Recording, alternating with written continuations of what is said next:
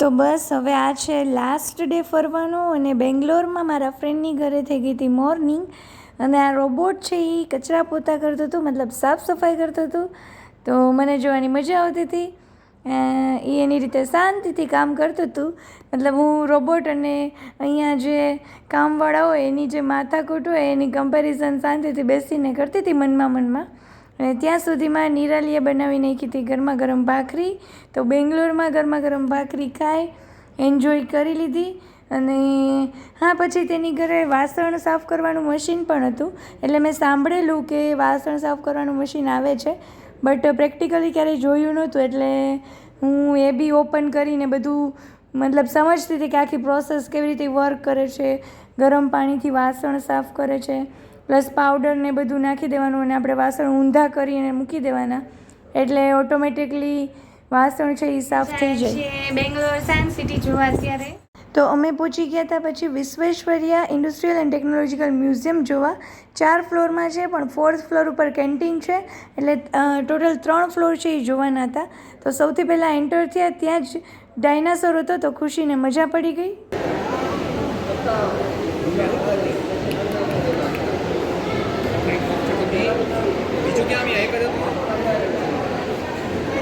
અને હવે પછી અલગ અલગ સેક્શનમાં અલગ અલગ ટેકનોલોજી, અલગ અલગ મશીન એ બધું રાખેલું હતું. તો આમ વાંચવાનો એટલો ટાઈમ નહોતો મળતો, પણ જોવાની મજા આવતી હતી. અને જે લોકો મિકેનિકલ સાઈડના હતા એના માટે તો મસ્ટ વોચ ધીસ મ્યુઝિયમ. મતલબ એના માટે બહુ સારું પ્રેક્ટિકલ નોલેજ છે અહીંયાથી મળે એમ હતું. તો ખુશી સાથે હતી એટલે એને એન્જોયમેન્ટ પણ મળતી હતી. અને અમને જ્યાં જ્યાં વાંચવાનો ટાઈમ મળતો હતો ત્યાં અમે વાંચતા જતા હતા. આ હતું એક ઇન્ફાઇનાઇટ વેલ, અને આવી રીતે અહીંયા બોલને છે એ મૂવમેન્ટ કરાવી શકતા હતા. અને બધાની પાછળ એક સાયન્સ હતું, કે મતલબ આની પાછળ આ સાયન્સ છે એટલા માટે તમે આ જોઈ શકો છો. અને આ એક બહુ મસ્ત મશીન હતું કે જેમાં આપણે આપણા બોડીમાં કેટલું વોટર લેવલ છે એ મેઝર કરી શકતા હતા. તો મારામાં તો બહુ ઓછું મતલબ પાણી બતાવતા હતા, 40% જેટલું. પણ બધાની બોડીમાં કેટલો વેઇટ છે અને એમાં કેટલું આપણા શરીરમાં પાણી છે એ ત્યાં ઇન્ડિકેટ કરતા હતા. અહીંયા બીજામાંય વગાડે બેટા, અહીંયા વાગે.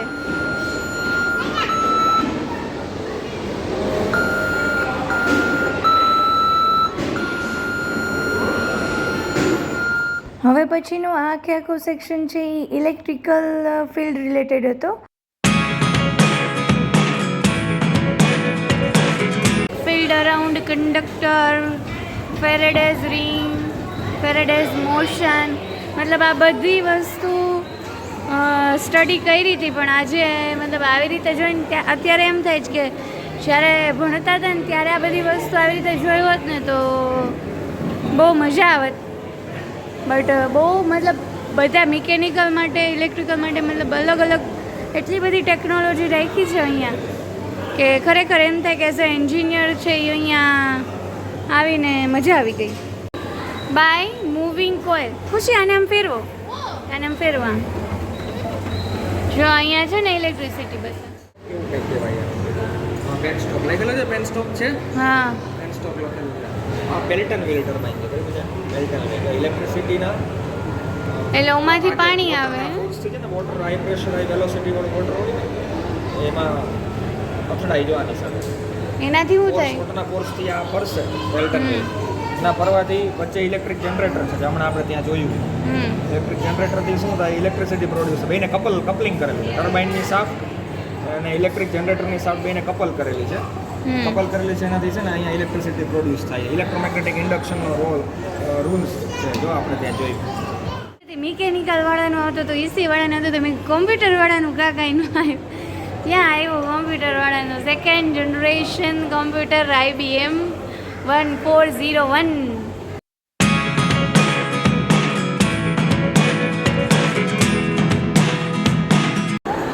સોલાર કાર છે બેટા ઈ. હા, ફેરવ. કાર છે. હા, ફેરવ દબાવ. જો થઈ શું છે? સોલાર એનર્જી આવે છે. સોલાર એનર્જી લેટ છે. હાલ હાલ હવે આપણે એવી કાર લેવી છે ને. આ બધું પીએન જંકશન સમજવામાં આ અમારું પીએન જંકશન ખોવાઈ જાય નહીં. એ ઊભી રે.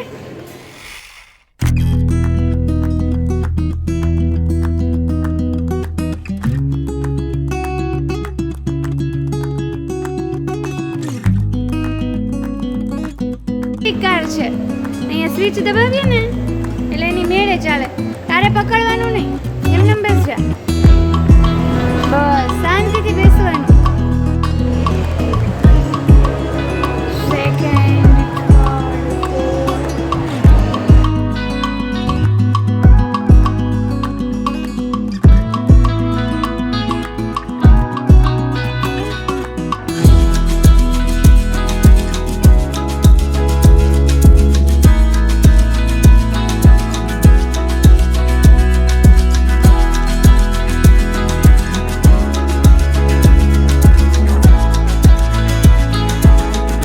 This whole section is about biotechnology.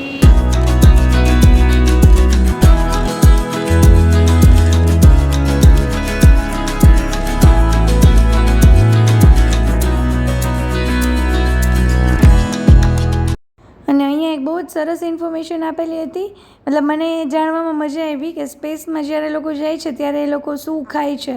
તો એનું અહીંયા ફૂડ પેકેટ છે એ બનાવી અને રાખેલું હતું. નેક્સ્ટ અમારે વિઝિટ કરવાની હતી વિધાનસભા. મતલબ અહીંયા અંદર નથી જોવા દેતા, ખાલી બહારથી જ આવી રીતે વ્યૂ જોવાનો હતો. તો કારમાંથી 5 મિનિટ માટે બહાર નીકળી, એકાદો ફોટો ક્લિક કરાવી અને પછી અમે પાછા બેસી ગયા. પછી રસ્તામાં એક જગ્યાએ લઈ લીધો લંચ અને પછી અમે નીકળી ગયા જોવા મારી ફ્રેન્ડની કંપની, સિસ્કો કંપની. અને બસ આખા દિવસમાં સૌથી વધારે મને મજા ત્યાં આવી કેમ કે મેં ફર્સ્ટ ટાઈમ મતલબ આવી રીતે કંપની લાઈફ આખી, ત્યાંનું સ્ટ્રક્ચર, ત્યાંનું મતલબ વર્કિંગ એન્વાયરમેન્ટ જોયું હતું. And I am very much impressed. અમે હું દેખાવ. પછી અમે ગયા દરેક ફ્લોર ઉપર એક આવો સેક્શન રાખેલો હતો કે જ્યાં રિલેક્સ કરી અને તમે તમારે કામ કરવું હોય તો પણ ભલે અને ન કરવું હોય તો પણ આવી રીતે રિલેક્સ કરી અને ત્યાં બેસી શકો. અને દરેક ફ્લોર ઉપર આવા અલગ અલગ થીમ વાઇઝ છે એ સેક્શન આપેલા હતા. બોલો હજી કંઈ બોલવું જ તમારે? તમે જોઈ રહ્યા છો કે બાળકો રમી રહ્યા છે, કેટલું મતલબ એકદમ ફ્રેન્ડલી એન્વાયરમેન્ટ છે એમ્પ્લોય માટે, સિસ્કો એમ્પ્લોય માટે.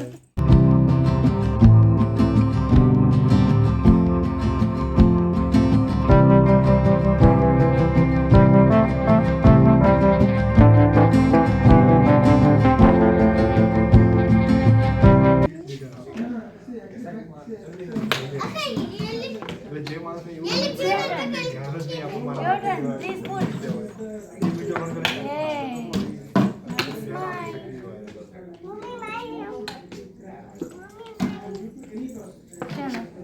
Now it's your turn.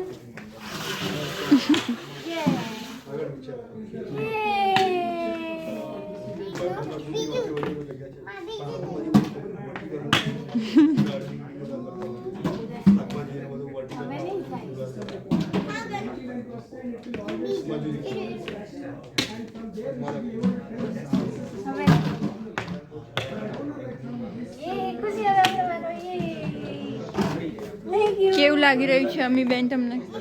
બહુ મજા આવી ગઈ. મતલબ કાલે એમ થતું હતું કે ઊટીમાં એક દિવસ સ્કીપ કરીને અહીંયા આવ્યા, પણ આજે એમ થયું કે સારું કર્યું ઊટી ન રોકાણા, કેમ કે હજી ત્યાં પાછું જવા મળશે, અહીંયા પાછું ક્યારે આવવા મળે ખબર નહીં. તો મતલબ સાયન્સ મ્યુઝિયમ જોઈને એટલી ખુશી નહોતી થઈ જેટલી સિસ્કો જોઈને થઈ છે. So thank you. Okay, bye bye. Bye bye.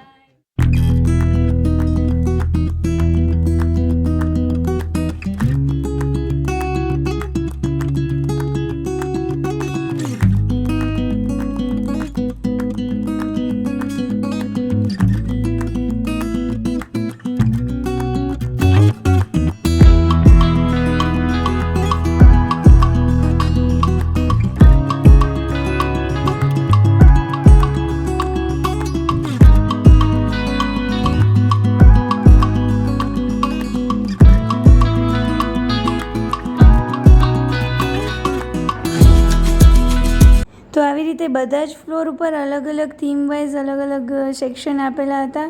તો અમે એક જ બિલ્ડિંગમાં હજી તો આવી રીતે બધા ફ્લોર ઉપર આવી થીમ જોઈ, અને ત્યાં પ્લેઇંગ એરિયા પણ હતો, કેમ કે હજી બીજા બિલ્ડિંગમાં પણ હતું પણ બધા બિલ્ડિંગમાં જવા માટેનો ટાઈમ નહોતો. મતલબ હું તો કંપનીમાં ન જોઈન થાય, પણ મારી ફ્રેન્ડ એટલીસ્ટ કંપનીમાં આવી તો મને આટલી સરસ કંપની જોવા મળી. તો બસ બહુ મજા આવે છે, કરું છું. મતલબ as a computer engineer corporate life મતલબ કંપની લાઈફ શું હોય એ ખરેખર આજે મેં જોયું. અત્યારે આવી ગયા નાના નાના એમ્પ્લોય. ખુશી, તારે કંપનીમાં જોબ કરવી છે શું?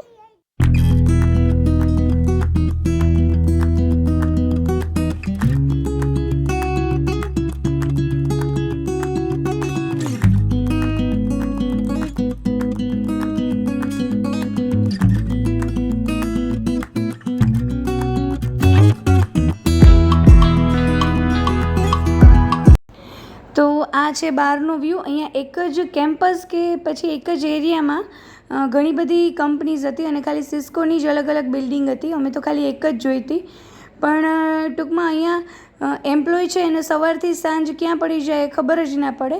તો કદાચ એમ પણ એ જ હોય કે એમ્પ્લોય જેટલો ક્વોલિટી ટાઈમ અને વધારે સારો ટાઈમ અહીંયા સ્પેન્ડ કરે એટલું જ સારું એનું વર્કમાં આઉટપુટ મળે. તો બસ પછી અમે કંપની જોઈ અને હવે અમારે જવાનું હતું મોલ પર.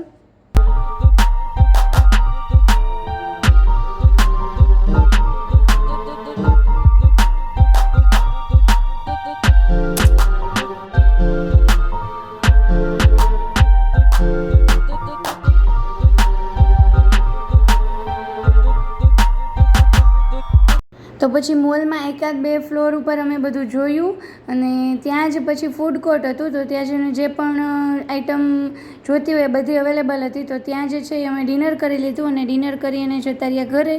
અને આજે લાસ્ટ ડે હતો બેંગ્લોરમાં અને નેક્સ્ટ ડેના સવારમાં હતી ફ્લાઇટ. તો બસ આજનો વ્લોગ અહીંયા હું કરું છું પૂરો. Thank you.